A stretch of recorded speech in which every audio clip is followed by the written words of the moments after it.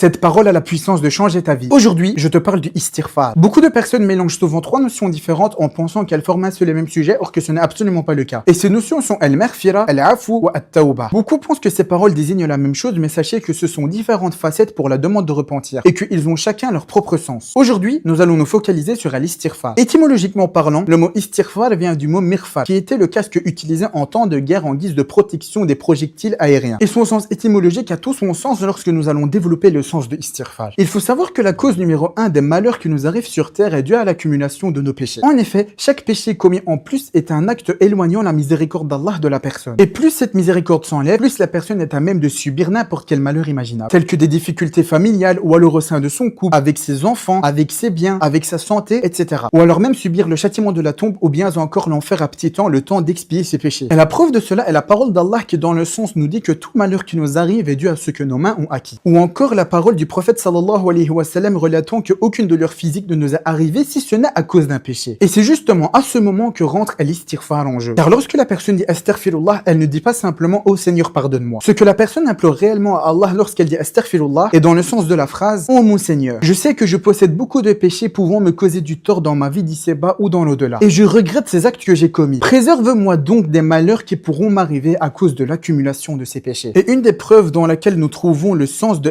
l'istighfar est dans Surat Nuh, dans laquelle nous apprenons que Nuh alayhi salam a enseigné à son peuple l'istighfar pour que Allah leur accorde les bienfaits sur terre. Mais donc il faut comprendre que lorsque nous demandons l'istighfar, bien que Allah pourrait potentiellement nous préserver des malheurs qui pourront arriver, cela ne veut pas dire que nous allons pas rendre des comptes par rapport aux actes commis. Car bien que nous soyons préservés des malheurs, elles resteront dans nos feuillets de mauvaises actions. Et donc pour pouvoir se préserver du règlement de compte au jugement dernier, ce que nous devons demander à Allah est al-afu. C'est pour cela que le prophète sallallahu alayhi wa sallam nous incite vivement à demander al-afu pendant les 10 dernières nuits de Ramadan en espérant tomber sur Laylatul Qadr. Et at-tawbah, c'est justement le fait de revenir vers Allah. Atubu ilallah. Revenez vers Allah. Délaissez donc ces actes passés et faire un nouveau bismillah dans sa vie pour rentrer dans un cheminement que Allah a créé. Voici la différence entre al-maghfira, al-afu wa at-tawbah. Assalamu alaikum.